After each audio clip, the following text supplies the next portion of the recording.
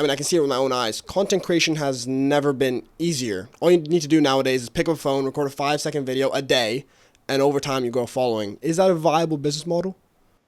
Yeah, so my answer directly to your question of what do I think about content creation? It needs a business model, a sustainable business model. Because you're right, it's never been easier, which means more people are doing it.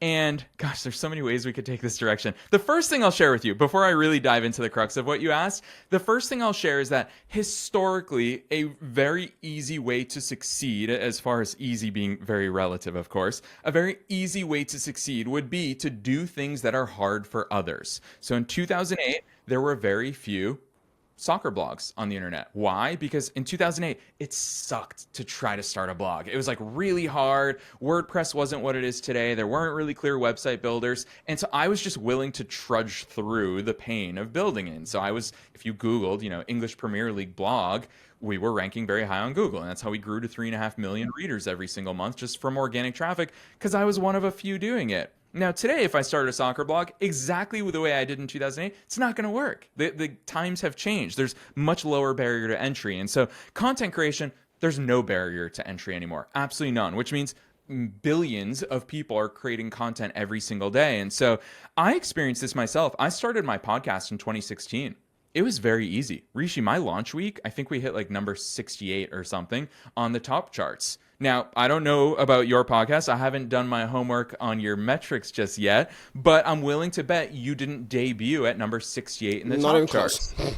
Yeah, and it's because everybody and their uncle has a podcast these days. So, can anyone do it? Yes. Has it become harder to stand out and to succeed? Yes. The ones who are going to be there, I'm very proud to have a top 1.5% show on planet Earth. We're top 200 in most of the top charts in over 150 countries. The reason is because I have honed in and identified a business model that allows us to flourish. I will get. Let me give you a little thought to think about. So I was watching Iman Gadzhi's. Simon Squibb does these like master classes with other serial entrepreneurs, and Iman Gadzhi was on it, and they did this entire 45-minute episode on content creation, and Iman Gadzhi basically was saying, if you are starting a business, or if you're not, even if the business has nothing to do with content, do content creation anyway. And his logic was, you develop a personal brand. Should everyone actually start content? Yeah, so it's fun. To me, these are two very different questions that you just asked. Because the first question is content creation a business model? And that's where that answer is all about if you give it a business model and if you develop a business model. Now, this is a different question. And the reason why I feel like it's such a different question is because the rules of engagement are drastically different in creating content for creating content's sake versus a business model's sake. And so do I see value in the rules of engagement for creating content for content's sake? Yes, and here's why. One, you're just going to get better at it. Like, it's inevitable. When I recorded episode 0 of my show, Rishi, it was terrible. Like, go back and listen to my episode 0. It's atrocious. I sound so bored. At the time, I thought it was really good, but now in hindsight, 1,200 plus episodes in, I realize how terrible episode 0 was. But the only reason why I hit publish on that episode was because I openly acknowledged to myself, this was very much an internal thing that I worked through, and I said, whatever the first thing that I do is, it's always going to be the worst. So I might as well just get it out of the way.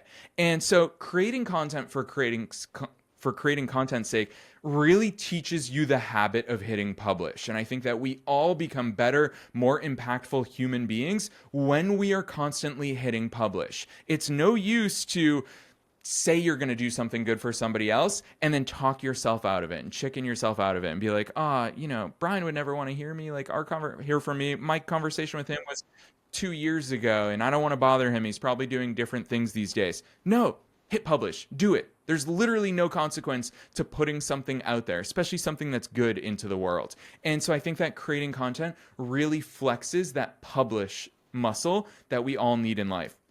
Secondly, it's so beneficial to just hear the way you articulate things and be on the spot to express yourself, because we all have thoughts all day long, but it's so hard to get behind a microphone or in front of a camera and actually succinctly express those thoughts to others. Even if there's nobody else on the other side, it's just really important to always be hitting record and mastering that craft.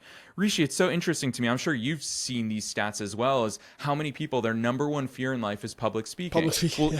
Well, you and I were not born as public speakers. Now we both do it by choice, and we do it to give value into the world. And I know for a fact, just from our off-air conversation, you and I both love it now. And the only reason why we love it is because we've been practicing it. We've been doing it, going back to that bike analogy. And so, yeah, and we know it's a valuable skill. Your life will only improve by being better at expressing yourself, at articulating thoughts, at public speaking, at standing up and owning your voice. Every time I hear a new podcaster, I always ask, like, hey, how's it going? What do you think of the world of podcasting? I hear the exact same thing every single time. Can you guess what it is, Rishi? I actually have no clue, but go on. Every single new podcaster says to me, yeah, it's fun, but I hate the sound of my own voice. That's so true. That is so true. Nobody likes the sound of their own voice, but you just get acclimated to it. If there's one thing that humans are really good at, it's that we just accept circumstances around us pretty well compared to, a lot of different things. And so if you hate the sound of your own voice, the only way to overcome that is to keep recording and keep hearing your own voice and keep putting it into the world. So yes, for content's sake, for personal development's sake, but again, if you want to tie it in with your business, you better have the rules of engagement and some systems set up to actually make that a worthwhile endeavor. I love the idea that we're always going to be at our worst at the present, because you can only get better. And I highly suggest everyone do this. I do this all the time. I do a update almost on my camera roll every month to say where I am, how I'm feeling, how my setup is, just because I'm excited to know that in 2 years' time, when I look back, I can laugh about how shit my setup was or how shit my stats were, whatever it is, because I know that I can't be worse. There's no harm in trying, because guess what? The downfall is baseline. You can't go below baseline. So that's why I love doing update videos, because I know that in 2 years' time, regardless of how much I've improved, I know I've improved.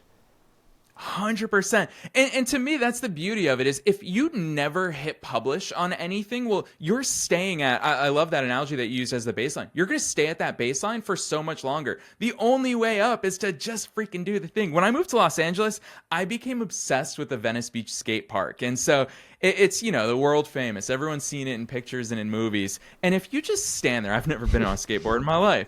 But if you do stand there, you see all these incredible skateboarders. And then you also see some very beginner ones who are just daring enough to enter the pit with all the other skateboarders.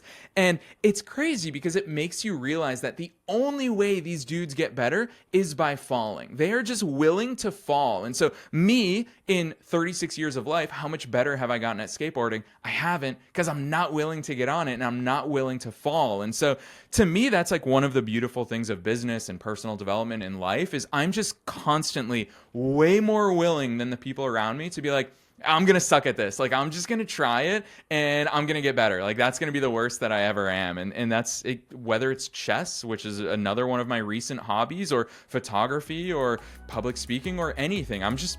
Might as well get the bad stuff out of the way so that I can start the track to improvement.